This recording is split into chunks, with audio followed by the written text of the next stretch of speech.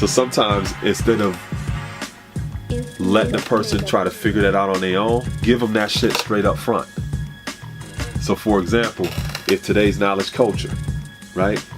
Instead of me just saying, you know, knowledge culture all being born to power, because when you know your culture or your way of life, that's going to be reflective of this and that. Instead of me just saying something like that, I could just say, well, knowledge culture manifests power because when you are aware of a way of life, it gives you a sense of what's true and what's not true. It gives you a sense of what power is when you actually learn about culture. So 1 and 4 equals 5, the same way knowing about culture gives you a sense of power. So instead of you asking me, yo, how? I'm about to just tell you. So for example, think about how in the United States, how that country was established. You had Europeans that came over into this country. They had the Revolutionary War. They established the Constitution as the foundation of the country, and it worked in the best interest of those who look like them. So that was a manifestation of power or force or influence, but it was reflective of their culture.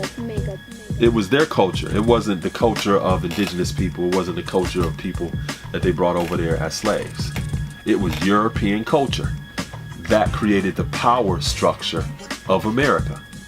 Now, if you want to know more about that power structure, you need to do the knowledge on that European culture and know the way that they did things.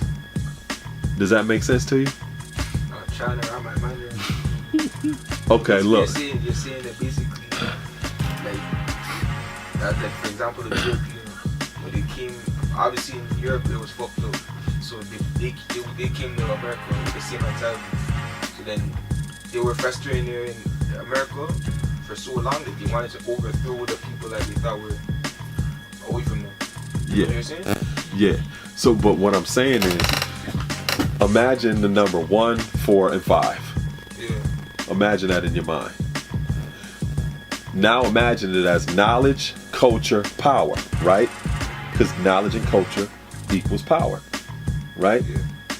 What I'm saying is, if you want to know about power, you have to have knowledge of culture, because that's going to equal power. The same way 1 and 4 equals 5. Okay. Could you see that in your mind? I understand. Now, the example I gave is the power of America as a country.